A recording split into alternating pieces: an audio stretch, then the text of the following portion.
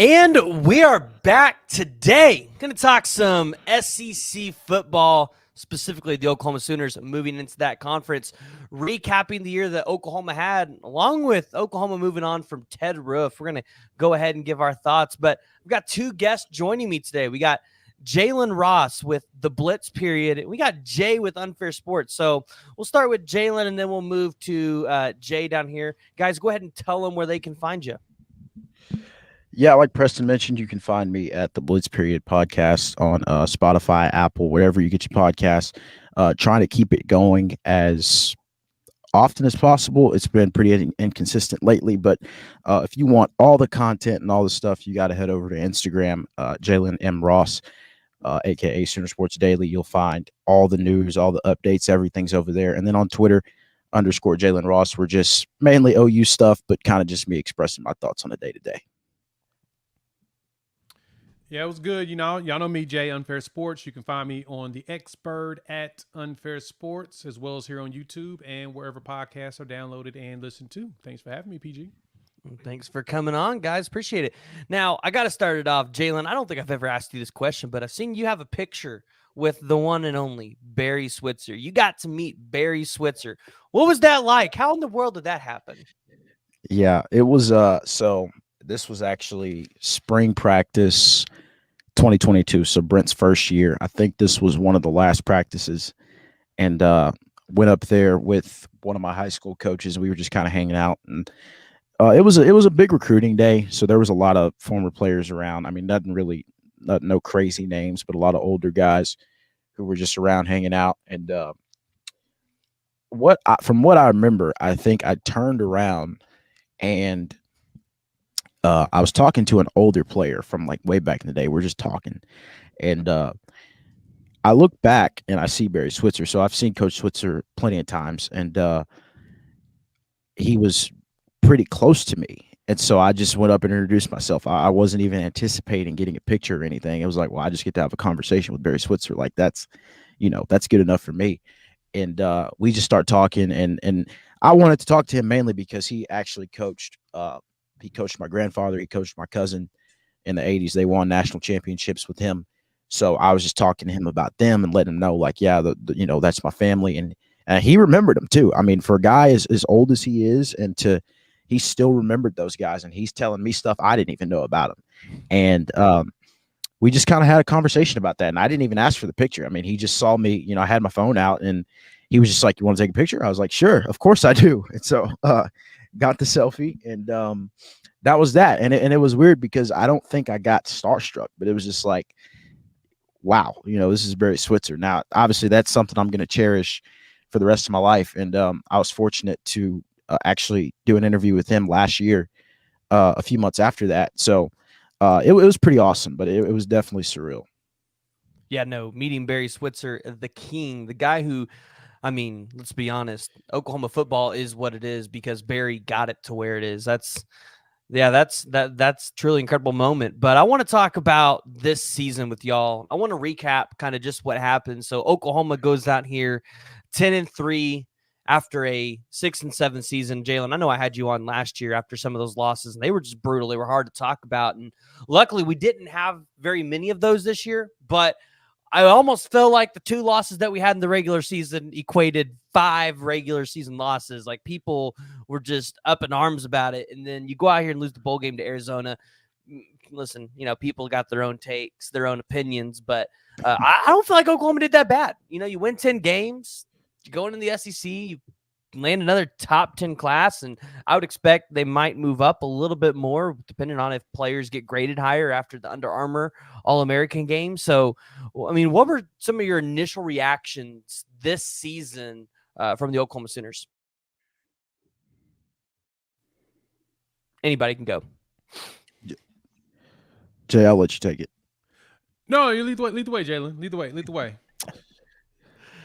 Yeah. So my initial thoughts, I thought it was good. I mean, I went into this season banging the table that they needed to win 10 games. I thought that was exactly what Brent Venables needed to give people confidence going into the SEC. Now, I think the issue among the fan base is who they lost to.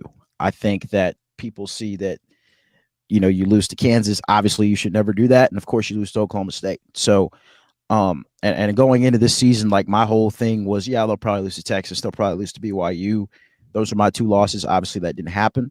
And I think after that Texas game, everybody just got a little bit outrageous with their takes and thinking, okay, this team's going to be playing for a national championship, or this team's going to be in the playoffs, and people got a little riled up. But they came back to earth after the Kansas game, and you realize that they're not there yet, but they're not far away. I mean, I walked away from this season feeling very optimistic about where things are headed. I think watching Jackson Arnold the other day, look, I love Jackson's game. Obviously, I've been a fan of his since high school, and of course, the turnovers obviously didn't help. But when you watch the guy play, it's hard to deny what they've got. I mean, you take the interceptions out of it. Some of the passes he's threw, those are passes that freshmen just don't make. And like the ball to Nick Anderson, like that's not something that Seth Luttrell is drawing up. That's just natural big playability. That's elite ball placement on his end. The ball to Jalil Farouk that ultimately ended up being a fumble.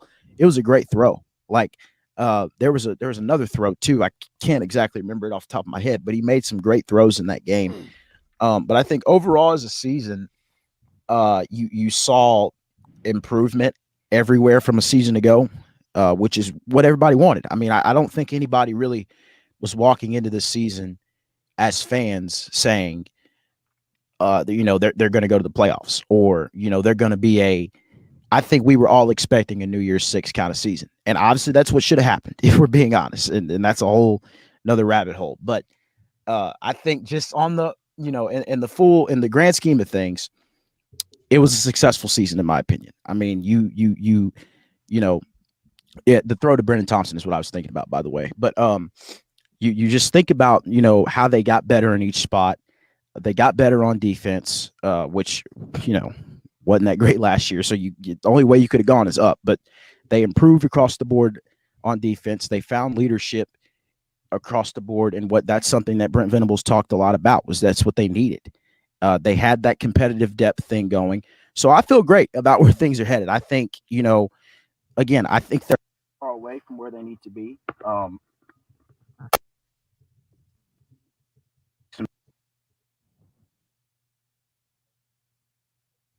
I'm excited to see where it goes.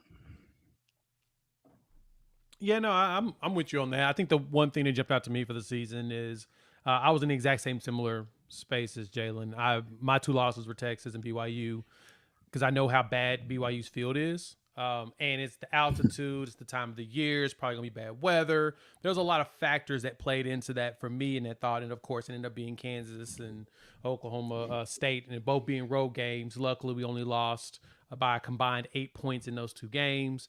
There were opportunities to win, we should have, and it was just decisions late in the game that made it to where we didn't win. So overall, 10 wins was what I said we should get. There was no way we were going to lose to Vegas in this one. Let's put it that way, right? Vegas had us set at 9.5, and I explained to a bunch of people that was a trap. That was 100% trap set up by Vegas. The team won 6 games the year before, and all of a sudden Vegas thinks they're a 9-win team, and then everybody hammered that under. I think majority of the bets were on the under that Vegas. So Vegas cleaned up on it because everybody took the under, that 9.5. Me personally, I took the over, and I won me a few $100, which was fantastic. So thank you, Oklahoma, for doing what I thought you would do. But outside of that, no, the season itself was, if the offense continued the way it was supposed to on those 2 road games, like it did, you could sell a difference in play call from the road games to the home games. Everybody noticed it.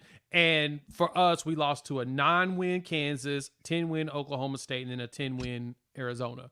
So it's not like we lost to scrubs. We didn't lose to teams that were awful. We lost to teams with 9 wins plus.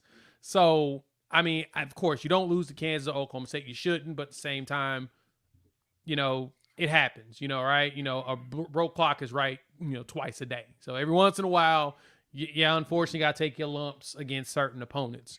I hate that we broke that streak against Kansas, but I digress. Besides that, I think the season itself just showed me that we are in that right direction. Just as Jalen mentioned, Venables has us going in the perfect trajectory of what he wants to do. The focus is defense. You can tell with our recruiting. And I know a lot of people are, a little quote unquote perturbed about how the portal's going for us right now. Don't worry. There's a spring portal that's going to happen. And honestly, that's when we picked up most of our contributors anyway. You got Lacey, you got Dejon Terry. Most of your guys didn't show up until June, right? And so I expect a similar setup for Oklahoma this time, because that second portal window, when everybody go through spring ball and realize that, oh, I don't have a chance of playing, players are going to start hitting that portal, especially if they're not worth the money that they're being thrown out to. You're going to see some repeat offenders added to the portal. And so, but Venables is focused on building and developing internally, right? High school is still his focus, similar to the way that you see Alabama doing things. They use the portal to get patchwork. And then same thing with Michigan. Michigan did that the last few years. Focus was their recruits. And that's why they take a whole bunch of them, especially when they lifted the cap from 25. Then they develop them internally, bring in a few players here and there to fill some holes if they couldn't recruit the guys they wanted at certain positions. That's what we're doing too. And so I like that approach, because that means that you're going to potentially have guys in your system for 2 to 3 years, and that's when you're going to see success. Having an influx of guys coming in and out has not been proven to be successful long term. We've seen some years where teams do good, but it doesn't mean it's going to be great going forward.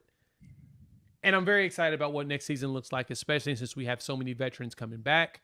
We'll have one of the older defenses in the SEC as well as college football. So yeah, a lot of excitement with it. So overall, I think the season was a B+ for me. It was more so my disappointment was that the offense didn't continue to do what they were doing before, and we put way too much emphasis on leaning on the defense.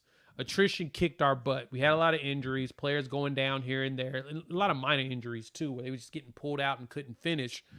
That happens to you if you're leaning so heavily on a defense that still doesn't have all the bodies and depth that you want. Next season, though, with this 24-karat class coming in, I think we've got a nice amount of depth that should be ready to contribute day one. So I'm pretty stoked. Yeah, and specifically looking at the defense, right? So you talked about it. I think one of the biggest issues, and I think what people don't necessarily understand, is we had competitive depth, but we didn't have tenured competitive depth, right? Guys that had been in the system, understand the defense, and can go on the road, right? I feel like a lot of these true freshmen can play well at home where the environment is a little bit more controlled. The fans are behind your back. But when you go on the road, sometimes those guys will crumble in their true freshmen. So next year, you're going to have the 2022 guys in there now, 2 years in BV's system. You're going to have the 2023 guys the 2022 guys will be 3 years in the system. The 2022 guys will be in there 2 years. So you're going to have a little bit more tenured depth in there, which is why you're going to see a little bit more of a change. But just looking at the defense overall as a whole, and Jay, you kind of alluded to, the defense did improve this season. So, Jalen, what was your thoughts on how the defense improved? And then obviously we move on from Ted Roof. So what's your expectations for the defense going forward?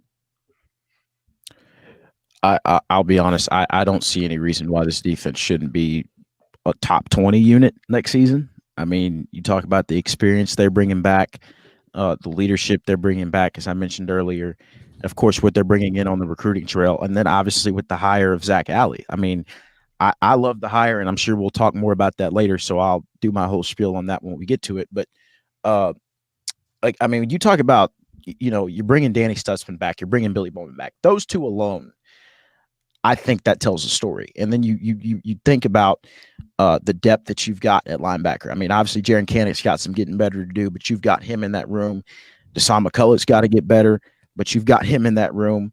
You talk about on the D-line, you're bringing Dejon Terry and Jacob Lacey back, which, they may not have been world beaters a year ago, but that's experience. I mean, Dejon Terry's played in the SEC before. Dejon Terry's played football for, I think this will be his 5th year, if I'm not mistaken. Mm-hmm. So he's played a lot of ball. Jacob Lacey's played a lot of football. Ethan Downs is coming back. He's played a lot of football. I mean, our Mason Thomas has played quite a bit of football, but he's now considered an experienced guy. PJ Adebawore is a guy that, he's still improving, but I think we all expect him to be a big time player once he reaches his potential. In the secondary, you talk about a Peyton Bowen who, for as young as he is and the plays that and the impact that he made in so little time, just tells me once he puts it all together, whenever that may be and whatever that may be, him and Billy Bowman might be able to run the show on the back end. And that's the biggest thing too. I got to give a shout out to Brandon Hall here, because what they've done in that safety room. I mean, you talk about a Bowman and Bowen, and then you bring in, you're bringing in a Reggie Powers in the recruiting trail. You're bringing in a Michael Patterson. I think I'm forgetting a name, but you've got some depth back in. All in all, you've got depth defensively that you haven't had in years across the board. I mean, I didn't even mention Woody Washington coming back at corner. Gentry Williams is a guy who I don't think he's really scratched the surface of his potential yet. Obviously, on the D line, I didn't even mention David Stone, but that's a guy that I think is a guy who's going to contribute early. I think and I've heard this about Zach Alley, the new defensive coordinator, that at Jacksonville State, he had a tendency to run a defense that was very, very big on the 2 deep. So I think you will see a lot of fresh bodies on the field.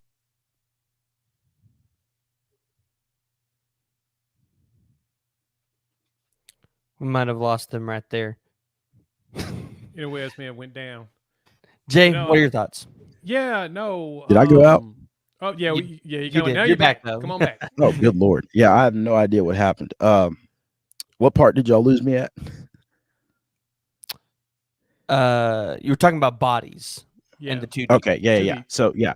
So the bodies, okay. So they've got bodies across the board that they haven't had in a long time, and that's the name I was forgetting was Robert Spears Jennings in the safety room, and then bringing in Jaden Hardy and Michael Boganowski. I mean, you've got depth across the board in that room, and then at corner, I think that's what I was talking about before I went out. Was Woody Washington, Gentry Williams.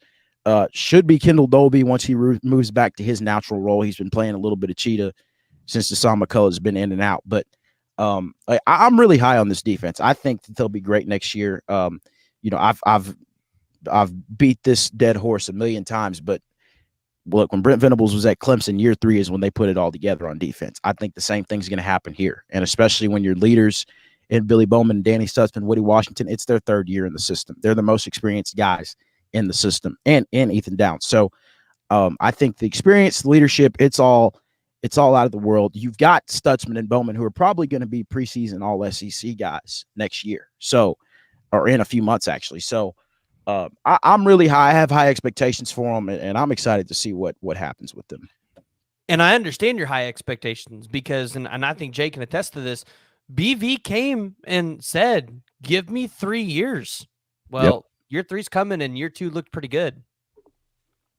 Yeah, the way that the defense looked most of the season, when you look at the advanced numbers, and that's something that you kind of got to first understand how to read the advanced numbers while at the same time understanding why they exist. Because one of the big things about this team that I noticed, the way that we played, is we did a really good job of defending from the 20 to the end zone, right? From 20 to 20, we had our moments.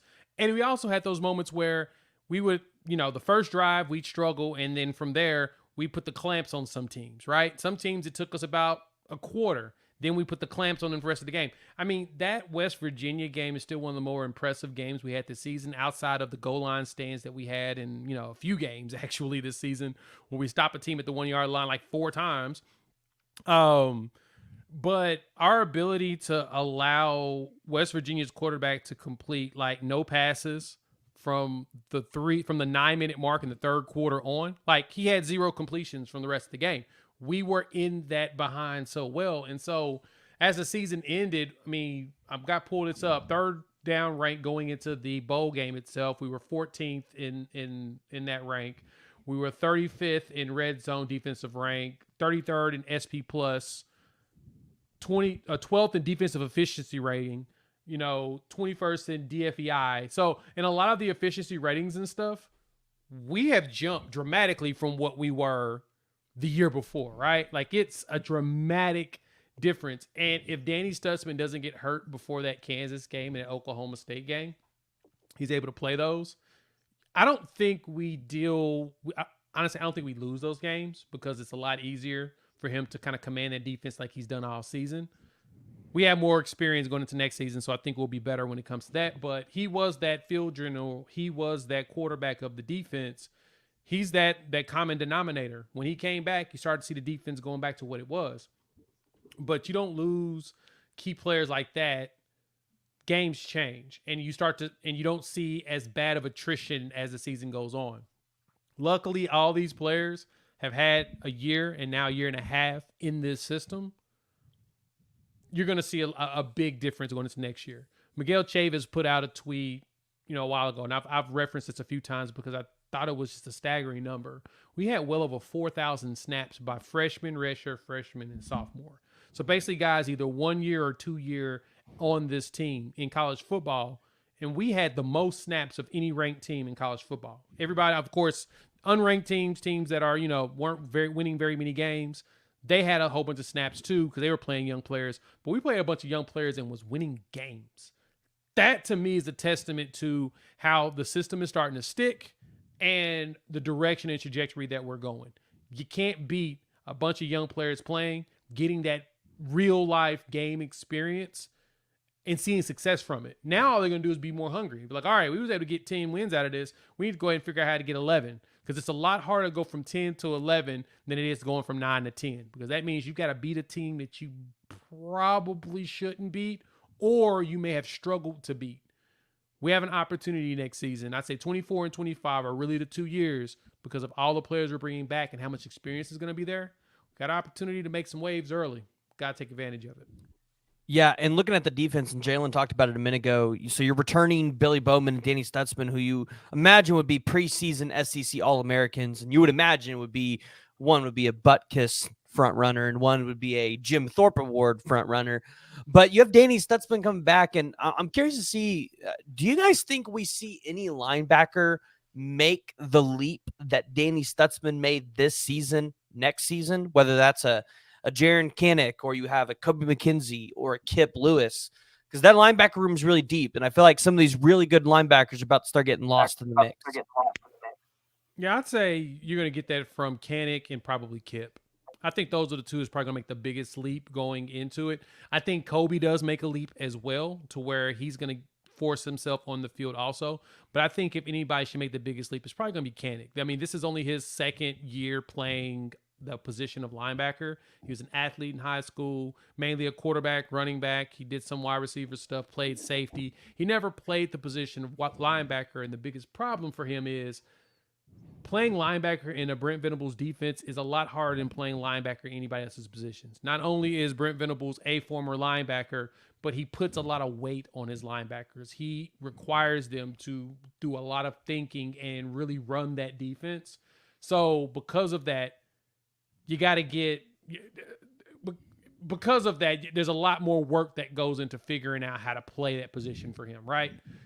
Finding the right fits and the gaps to be able to stop runs or even be able to blitz properly. I think Kinnick will be the one that'll make the biggest leap.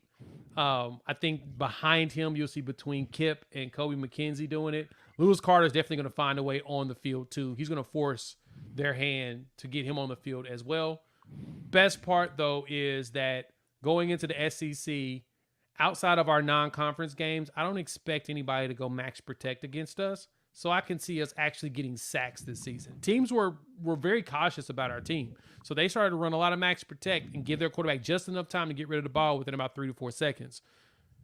In the games that they did not run max protect, we got 5 sacks.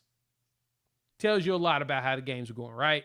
If you're getting sacks in games when they're not running max protect, that's the reason why you didn't get them in the games in other games of the season, because they were running max protect. They were preventing you from doing that because they knew that if we don't add an additional blocker here, they're going to get us. Give us enough time. Eventually, the corners are going to get thrown off spot.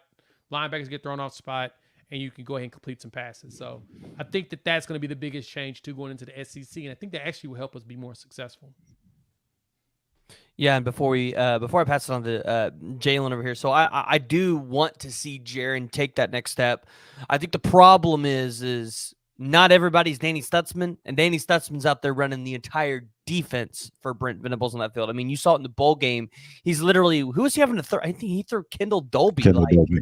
I mean, so I think it's gonna be a big, tall task, but I think someone's got to do it. Jalen, who do you think takes the next step next year? I think it's Kip Lewis, and I gotta give a shout out to my boy Beckham. We were talking earlier about just some things, and he had to take that Kip's probably just as talented as Danny Stutzman is. I mean, take out the experience and the knowledge and all that, but when you look from a pure talent standpoint, Kip Lewis just plays like his hair's on fire. And I know Brent has a lot of funny analogies he uses. One of his favorite he's like a pig in the mud. And I think for Kip Lewis, if he gets about maybe 10, 15 more pounds on him, he's going to be a dude. And he already is. He's going to be a dog once he finally adds a little bit more weight, especially in the SEC, because you're playing against, running backs that are 220, 225. I mean, you're playing against bigger bodies than you are in the Big 12. So I think Lewis, once he takes that next step, it's going to be electric. I mean, he's got potential through the roof. So he's 100% that guy. I think for Jaron Kanek, he's a guy that I continue to have faith in, but I think his thing is that he's just got to continue to learn how to play linebacker. Because I mean, like you said, Jay, I mean, playing linebacker for Brent Venables is not something that you pick up overnight. I mean, it takes years. You have to develop into a guy. And I mean, that's why you see when you look at Brent's past, a lot of his star linebackers weren't guys who were there for 2-3 years. I mean, you look at a James Skowski who's on staff now. That guy was a 6-year senior. You look at a Ben Boulware. He was an old head when he was there. He had another guy, I think, if I'm not mistaken, I want to say it was Ryan Carter. Maybe I'm getting the name wrong. I can't remember. It was another guy from Clemson that they had. That was a really good linebacker that was also there for a while. Then you look at his OU days. I mean, you're talking about a maybe even a Teddy Lehman who, redshirted, developed into a guy. I think Travis Lewis did the same thing. So I 100% think Kip Lewis is the guy, but I think Kanek's just the guy who's got to continue to get it down. And I would expect that to be the year. I would expect this to be the year for him, considering, again, it's year 3. Him and Danny Stutzman, I mean, he calls him his twin brother. So if you're spending that much time with the leader of the defense, I think you've got some good things coming your way. So that's where I'm at. Now, before we move on from the defensive side of the ball, it's time to talk about the new defensive coordinator. And I don't think we've seen an official announcement from Oklahoma yet, but it is being reported that Zach Alley is going to be the new DC at Oklahoma. Obviously, we're moving on from Ted Roof. And Jalen, I'm going to let you start because in the green room, we were talking about it, and you said Ted Roof was kind of just an interesting hire to you. It didn't make a whole lot of sense. So go ahead and tell us a little bit more about what you think about us moving on from Ted Roof and the potential hire of Zach Alley. I love it. I love the hire. I think that, I've always been a fan of the idea that Brent Venables needs to find a guy who's willing to run his defense because, I mean, you're never going to get Brent Venables to be completely hands off. So I think he needed to find a guy that was willing to run his show, do things the way he wants to, have his terminology, have everything the same way he wants it to be, and he could just be the head coach. And I especially saw that this year with some of the things that happened where it's like, that's a moment where you need your head coach to be the head coach and not be all up in the defensive huddle and stuff like that. I love this hire from a standpoint of Alley's a young guy, just turned 30, if I'm correct. You look at guys across the country. I mean, I'll use other school examples. You think about, guys like Nick Saban, who had a Kirby Smart running his defense at the age of 30. Kirby Smart had Dan Lanning running his defense at the age of 30. Bob Stoops had Brent Venables partially running his defense at 29. So bringing in that young guy, giving him control of the show, letting him handle the play calls, letting him run the meetings, letting him put in the game plans, because that's stuff that I think Brent had to take over this year and at the beginning or at midway through the season a year ago in 2022 was that it got so out of hand that he kind of had to step in and be the defensive coordinator again. And that's too many hats to wear. I mean, you're already juggling enough being a first-time head coach. Now you just add head coach / defensive coordinator to that. You're driving yourself crazy. So it's best for him to go out and find a young guy, find some young blood, and a guy who is literally, I mean, everyone calls him Brent Venables Jr. I mean, this is a guy who learned under Brent for 8 years at Clemson, was there when he first got there. So he saw the redevelopment of Clemson's defense. He saw what a championship defense looked like twice, and then he goes to smaller schools, puts things together. Everybody that knows him speaks highly of him. And then he comes to Oklahoma, where there's a lot of people he's familiar with. I mean, Miguel Chavis on staff. That's a guy that he was with at Clemson. Todd Bates, a guy he was with at Clemson. Not familiar with Brandon Hall, but Brandon Hall's a guy who's been around Oklahoma and similar in that mold, because I was one of those people a year ago that thought Brandon Hall should have been the defensive coordinator. But I don't know if that's a spot he wanted. And then he's doing his thing with the safeties.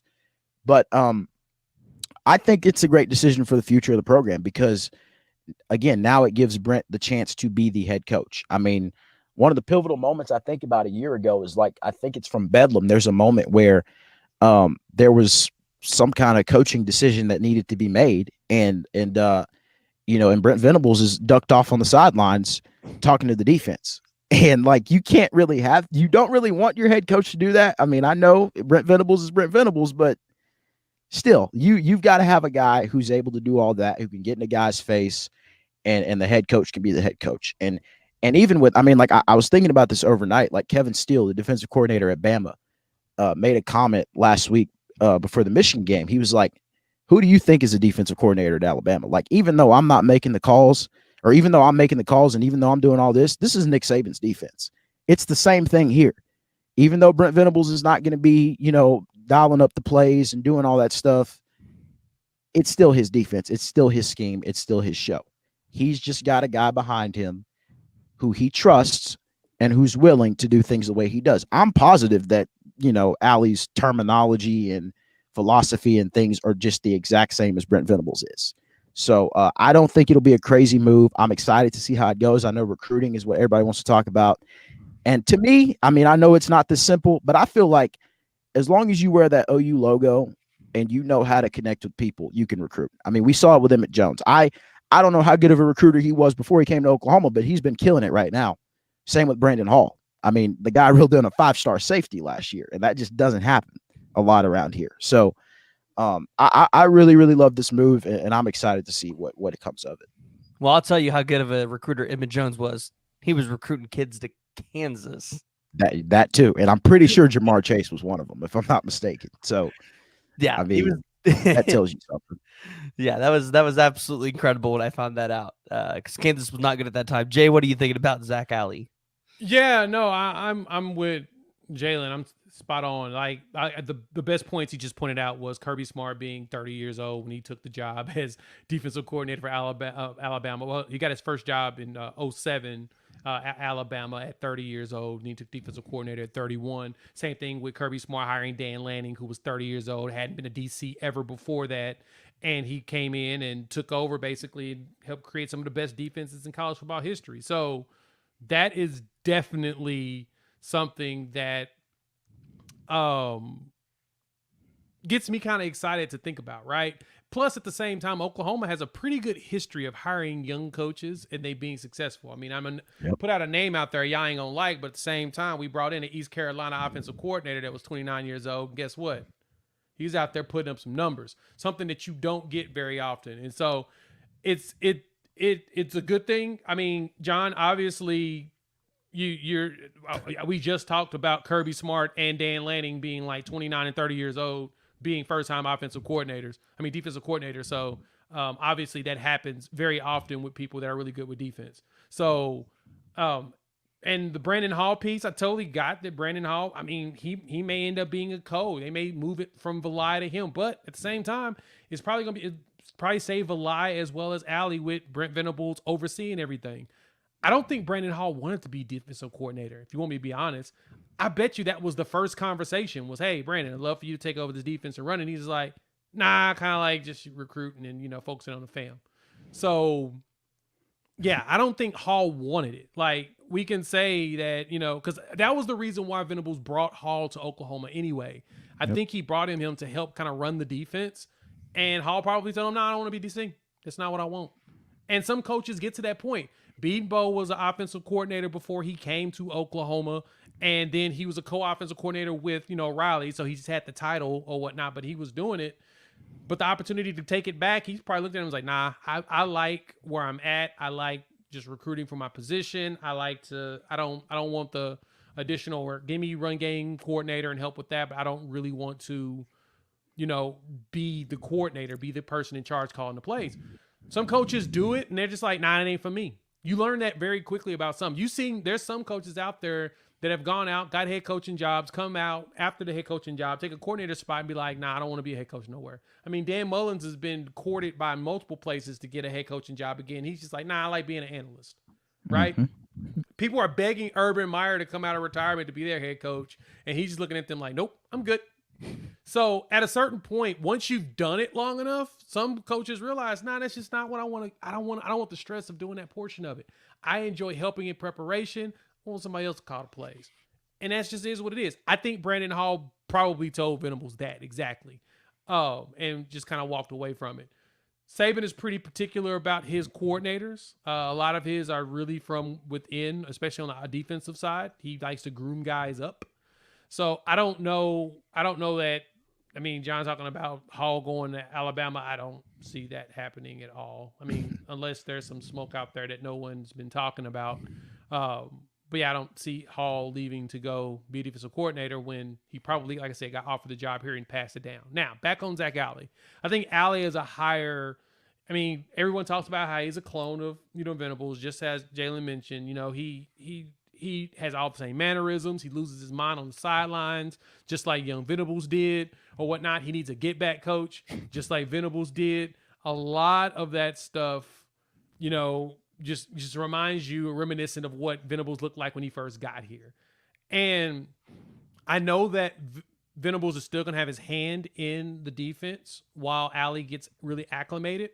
But having a young guy go out there and do all the recruiting at the linebacker spot, one that, has the time and energy to do it, especially at that age, man, that's a godsend, especially when you really want to recruit the linebacker at a high level, especially because of how much pressure is put on you in Venables' defense at playing linebacker. So now he's got a young guy that can run around and do this. And these young up-and-comers, they're great, especially when you've worked with Venables for 7 years. Like, let's not forget, this dude was under him at Clemson from 2012 through 2018, right? Like, he's at there 2011 all the way to 18. He was with Venables as a graduate assistant. So the entire time Venables is, for the most part, there at Clemson, this dude's following him. Coach Alley is following him around. That's all I needed to know when Venables decided to hire him. And I looked him up. I'm like, oh, this is one of your former guys. Makes sense you will want to bring in a guy that reminds you of yourself. And hopefully he goes out there and performs. There's no way he's going to run the defense into the ground because Venables is going to have a hand into it.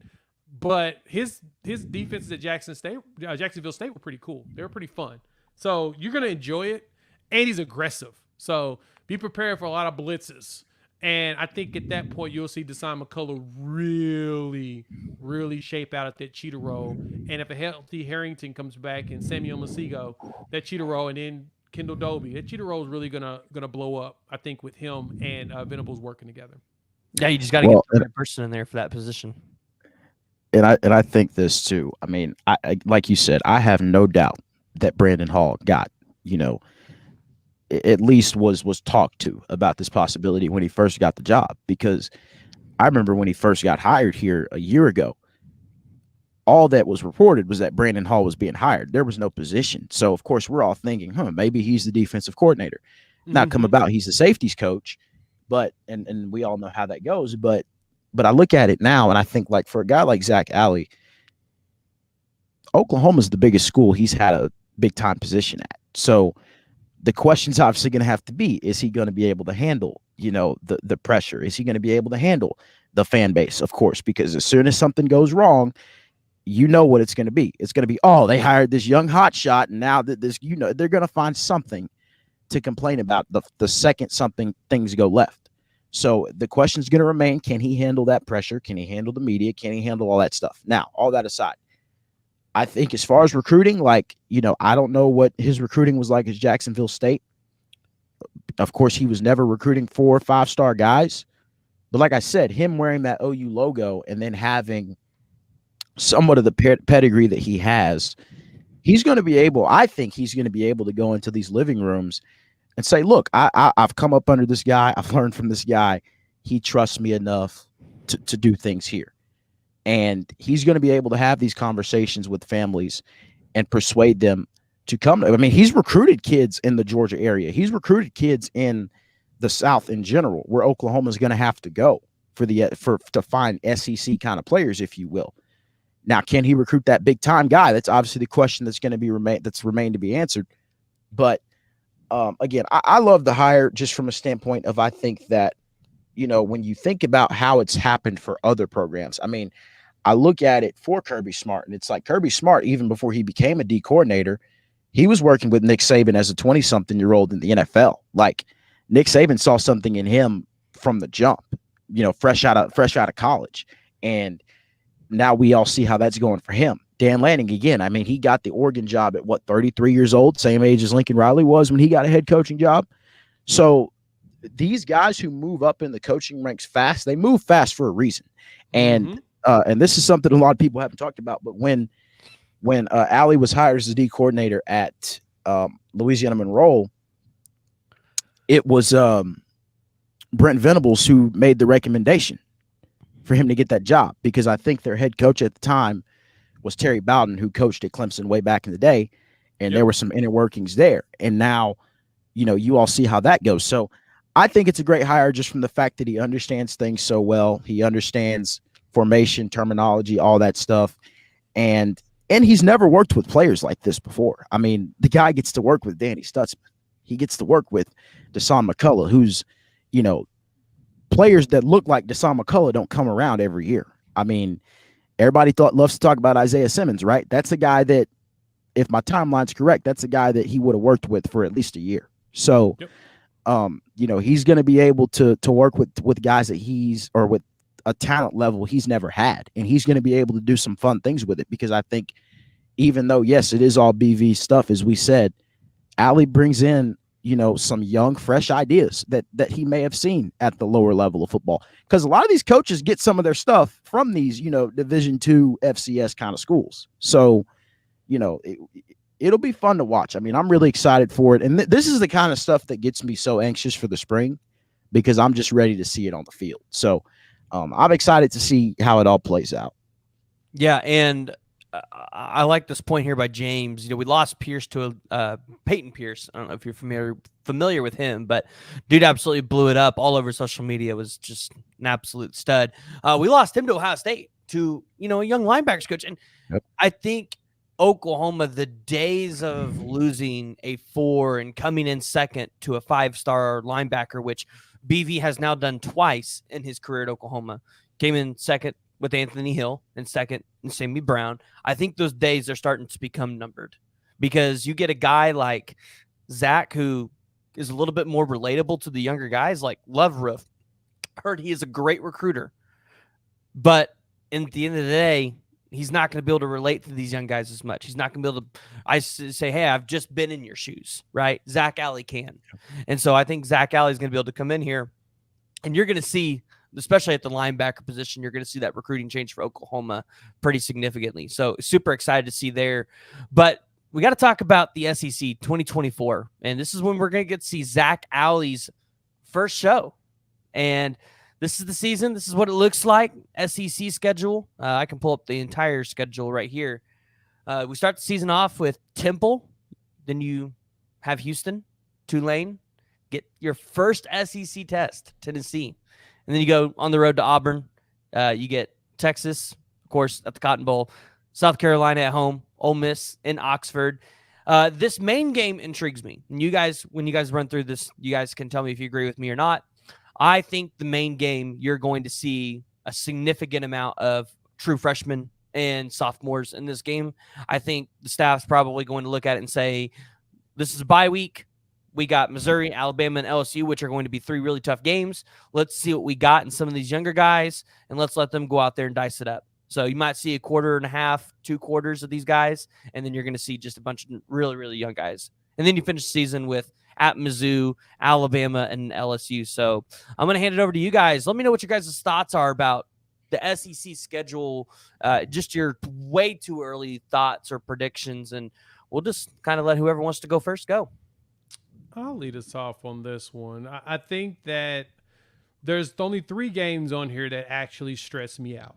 That's going to be, of course, Red River, because you never know what's going to happen in that game. That game, the worst version of both of our teams have a tendency of randomly showing up and winning the game because that's a rivalry, and they're going to do that. That LSU at the end of the season game is going to be kind of a toughie because you're going to be at Death Valley, Thanksgiving, end of the season, body beat up after playing Alabama. And LSU just hired a defensive coordinator. They stole Missouri's. So this is going to be an extremely interesting one in that situation. But honestly, the third game that really gets my attention, it's going to be Ole Miss. The rest of them, I have zero fear with them. I think we start off the season, of course, like we're supposed to. Houston and Tulane both have new coaches. Tulane's coaches in Houston. And so you've got teams with new coaches, so they're trying to figure things out. And Houston saw a massive amount of attrition last year. They had all kinds of players bouncing into the portal. I think they lost like 3/4 of their offensive line at one point, had to completely replace it. And those offensive linemen are bouncing again, and so are the defensive players. So Houston's got a lot of stuff to kind of figure out. Tulane, yeah, that one's going to be an easy one. They lost a lot of players, and like I said, they lost their head coach, so they're starting from scratch again. Tennessee's going to be a fun one. You'll see Nico versus Jackson Arnold. That's the game that's going to be a good time. I think that one's going to be the fun one. But the good thing is at the crib. So we start the season off 4 straight home games.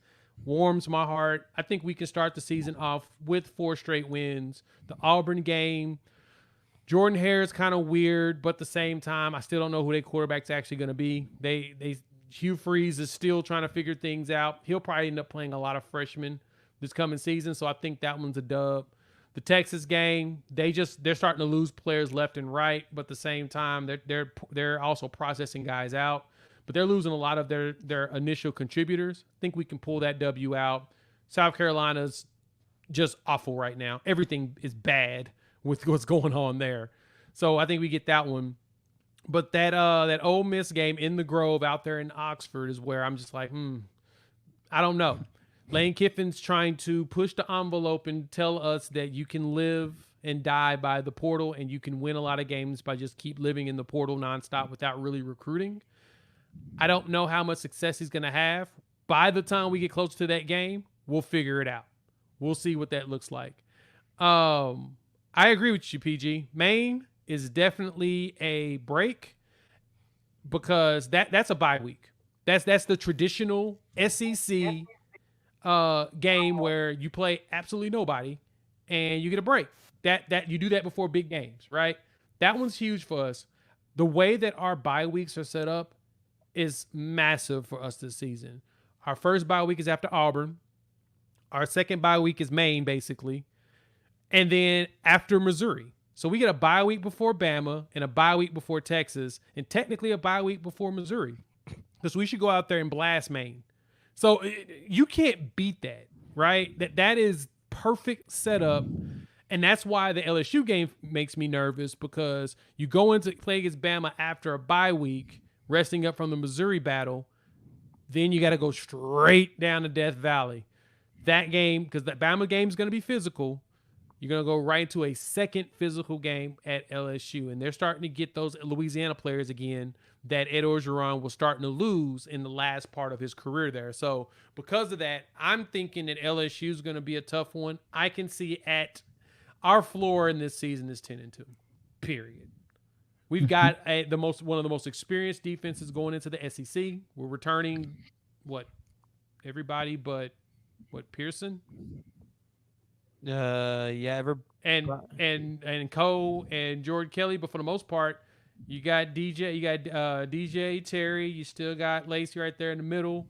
Your edges, you got Ethan Downs. There's gonna be probably PJ playing with. I mean, you lose Bothroyd, Ford is coming back. It looks like I haven't seen anything official, but it looks like he's Got our going to be Mason back. Thomas, who's And our gonna be Mason healthy. Thomas with them. So then you brought in Woolard, which we've talked about. Defensive line, all the linebackers are back. We ain't losing no linebackers, and all the secondary except for basically Reggie Pearson. Yeah, we're bringing back experience on the defensive side, and you know what that does? It takes the pressure off of Jackson Arnold on the offensive side. This is the year we can lean on the defense, and it'll be okay. Then Jackson Arnold can go ahead and do his thing. I have no worries about Beatonbow rebuilding his offensive lines because that's what Beatonbow does. So honestly, the floor to me, 10-2. Yeah, 10-2 will always be my go-to, no matter what.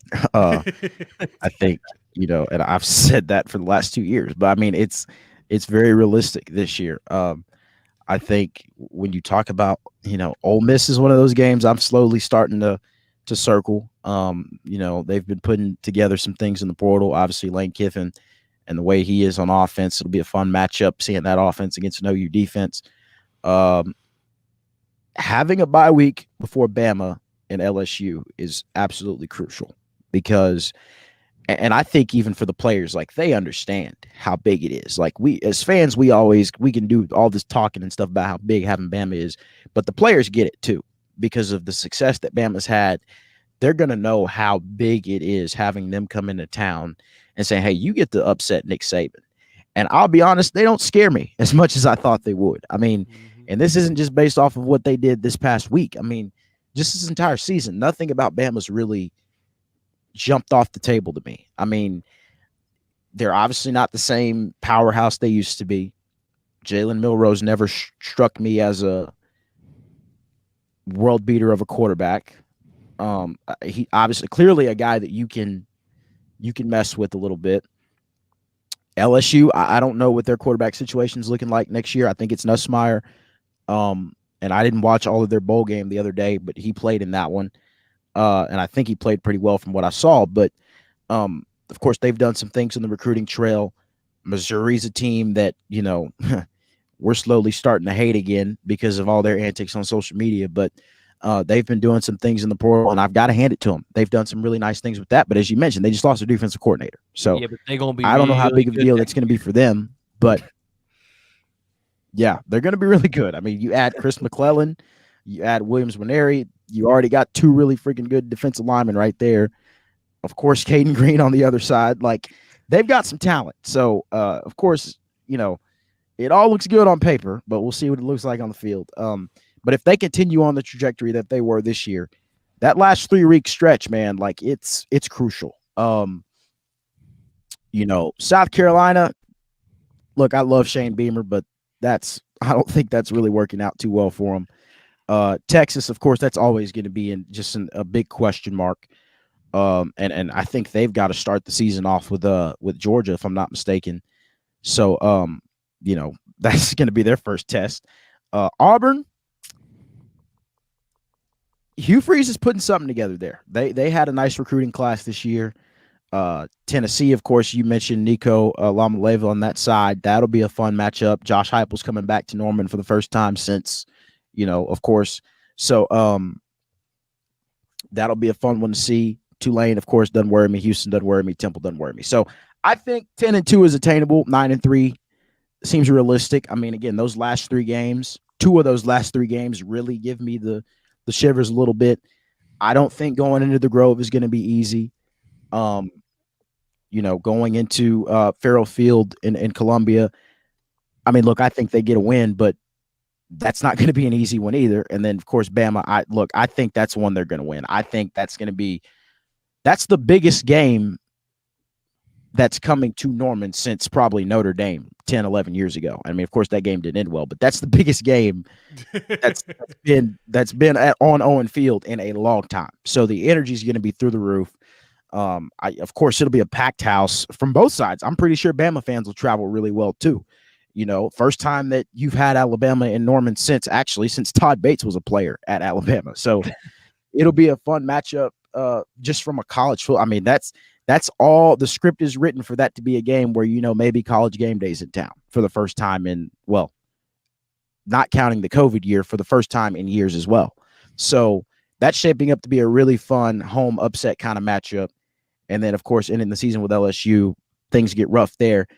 Then you might be talking about a chance to walk into the SEC championship. Who knows? So I'm excited, though. I know a lot of OU fans are a little worried about it, but I think just having something fresh and something new, having some new opponents, because we've looked at the home slate the last few years and just kind of yawned. Like, you can't really get me excited for TCU or, a Kansas. I mean, they're good games, but they're not games that get me that gets my juices pumping. Like, I want to see Alabama come in here every week. I want to see Tennessee and all these big name programs come in. That's the kind of thing I want to happen from here on out. So I love this move, and I can't wait to see how it goes. But now, and then of course with the 12-team playoff, I mean, you can go and lose 2 or 3 games and probably still get in because you have that SEC logo on you. And whoever you lose those games to, I mean, if you lose to a top 10, Mizzou, a top 10 Bama. That, I mean, as weird as it is to say, that looks good on your resume. So, because I mean, you've got the CFP committee talking about quality losses this year. That's something that's going to matter next year too. So it'll be a fun season though overall. I mean, I'm really pumped just to see how things go with there being so much new around the Oklahoma program in general, from a talent standpoint, from a coaching staff standpoint. It's all going to be interesting to watch. Now, you said something that intrigued me a little bit, but you said Alabama might be one of the biggest games coming in the Norman in a long, long time. You think it's bigger than that Ohio State game that we had? Because I can't remember the last time that we had played Ohio State until we played that game. Yeah, it's somebody mentioned that to me a few weeks ago. I think it is. I feel like, and I don't remember it that well because, of course, we got ran out of the stadium. But I know Ohio State was really good at that point. JT Barrett was starting quarterback. They had Noah Brown on that team. I mean, they were stacked. And it was. I remember. I think I was supposed to go to that game. I didn't end up going, but you had the weather delay and all that. Joe Mixon had the big kickoff return, which I think made people think it was going to be a game, and then it just all fell downhill from there. To me, I think it's a bigger game just because of the fact that it's Alabama. Like, and Ohio State's Ohio State. I mean, don't get me wrong. One of the greatest programs ever, blue blood. Like, yeah. But just for Bama, like being who they've been so recently, for Nick Saban, greatest football coach all time, coming into Norman, like, I think it's just exciting from just having that matchup again, because then you look at the history of it. I mean, that Orange Bowl a few years ago, it got pretty exciting at one point in the game. Of course, when that week comes, I'm pretty sure everybody's going to talk about the Sugar Bowl in 2014. So I think just the history of the matchup makes it all the more exciting. To me, it is. Because I don't think it's going to be like that Ohio State game, and I hope to the Lord it's not. But that's how I feel. So I think it'll be a really, really just an overall exciting week in Norman once that time comes. Oh yeah. Oh, it's going to be great. And I think you're going to see multiple game day opportunities for Oklahoma. I mean, that Death Valley game the next week, I'm like, man, game day might have to go there too. But no, I think the schedule, I agree with a lot of you guys. I think the floor is probably 3 losses. I think you're at the highest 1 loss. I don't think you get out of I don't think there's any way you get out of the schedule unfazed. But I think 1 loss is probably your ceiling. Missouri and Ole Miss are games that at the beginning when this schedule was released, they didn't scare me, and then all of a sudden now they start to scare me a little bit. Ole Miss losing Judkins I think helps a little bit, but Lane Kiffin's going to come out there with the high-powered offense. But Missouri is returning not only a lot of those defensive starters and that offensive line, they're returning Brady Cook, their quarterback. They're returning their running back, who I believe was named Newcomer of the Year.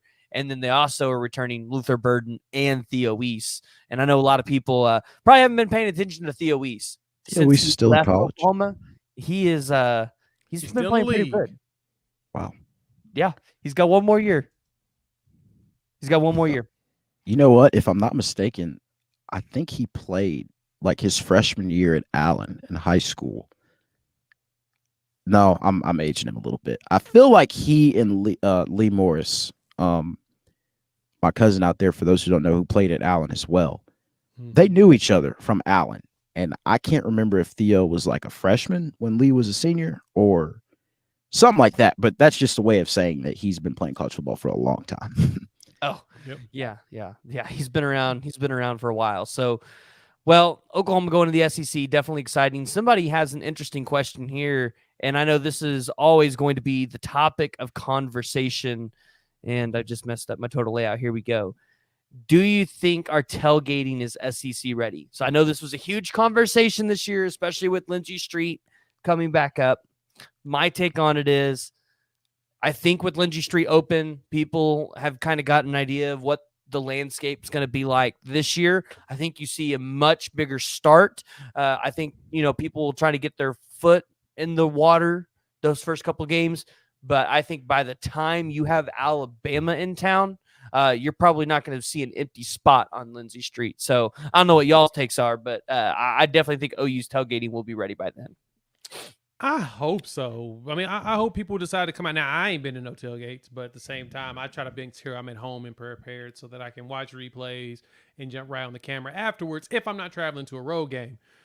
So, yeah, I don't really tailgate anyway just because I'm doing this. So that's why you don't really see me at many of them because I want to be prepared. But no, I think that it'll be fine.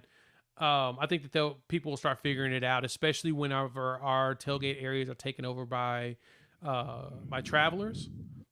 People coming in from these road games. Tennessee folk, they pull up, start trying to take over. You start having folks from Alabama show up and take over. I went to Alabama, Tennessee this past year, and their tailgate is absurd. Like they've got almost like a couple acres of land of just tents everywhere, and it's nonstop. They've got like multiple sides of the street. It's bananas how they tailgate. And they're very hospitable too, man. They'll be able to offer you food and drinks and stuff while you're standing around.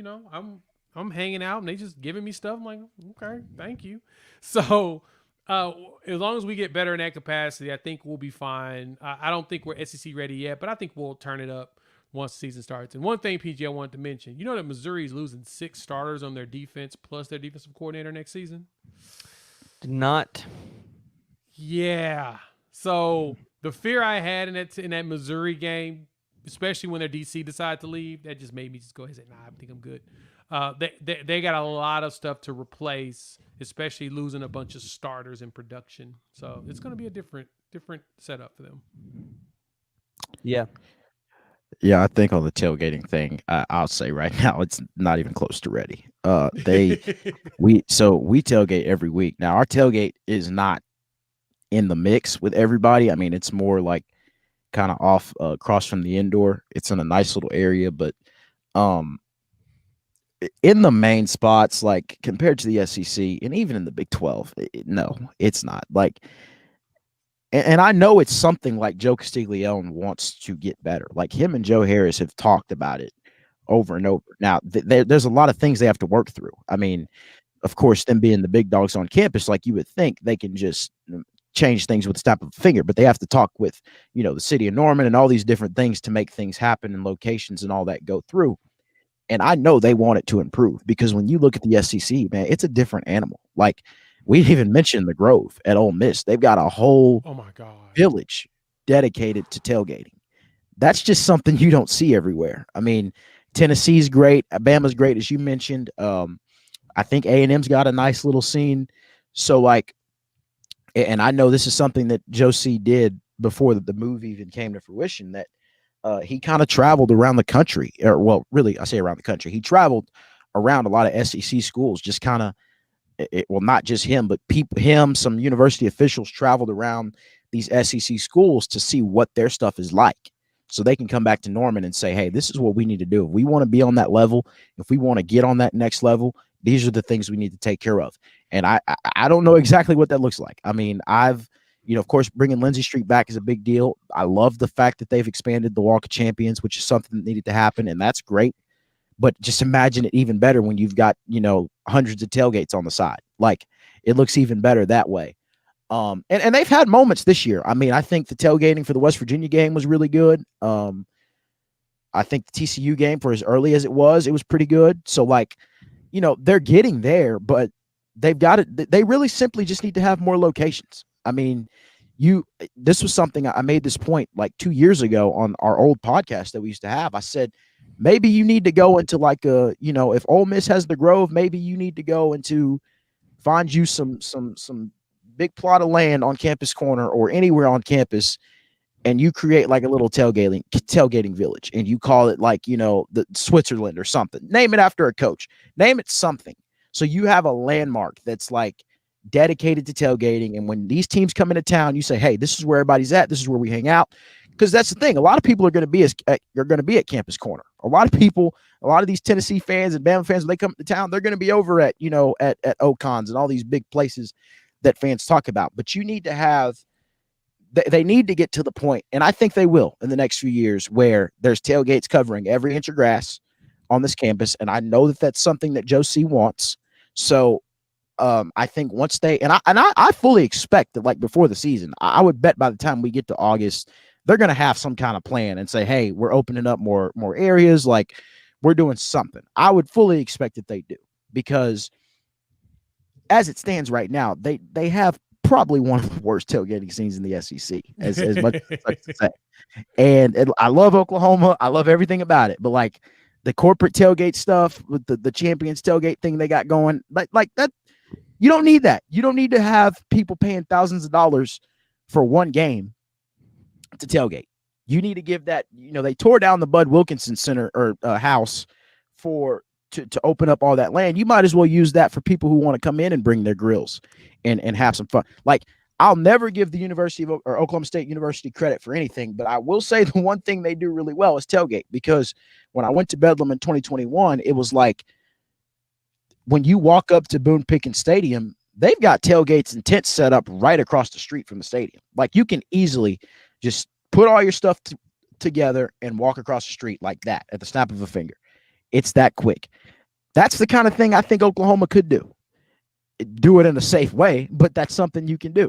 Like, they've got a lot of opportunities to use it, and I think the other issue is most of their tailgates are so far away from the stadium, and like that doesn't really help your atmosphere a lot. Like, sure, you've got more space, but I think your atmosphere is way better and a little bit more intimidating when you've got all these rowdy fans inches away from the stadium just ready for kickoff, because that's the kind of thing you want to see when a Bama comes into town. You want to see when the Bama bus pulls into the stadium. You want to see thousands of OU fans in that area. Like, I mean, nothing compares to the OU Texas bus ride, but you want to see something close to that. Like, you want to see that level of excitement on game day. So I think they'll get there. I hope they get there, and I can't wait to see what that'll look like. But I love that one. As it stands right now, though, it's not great, but I think it'll get better. It'll get better. You know what? Maybe everybody just needs to get out the night before, bring their tents, and just camp out the night before. Get up in the morning, make some breakfast. You're already there. Maybe that'll make the tailgating scene a little better. But all right. Well, we've been going on for about an hour, and I think we've covered about everything we need to. So, guys, final thoughts. Go ahead and tell everybody once again, where they can find y'all at. We'll start with Jalen and then go down to Jay. Once again, check out the Instagram account. That's where all the big news is, all the updates, a lot of these opinions and stuff. It's all over there. Jalen M. Ross. It'll also say Sooner Sports Daily on it too. So that's where you can go and check out anything you want to. Twitter account _Jalen Ross. That's where I talk mainly about OU, but it's really just me expressing my thoughts and all that kind of stuff. So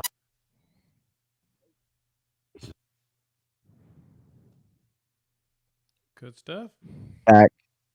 Trying to get it back with the podcast. We got to ramp that up a little bit more, but the podcast is the Blitz Period on Apple Podcast, Spotify, all that.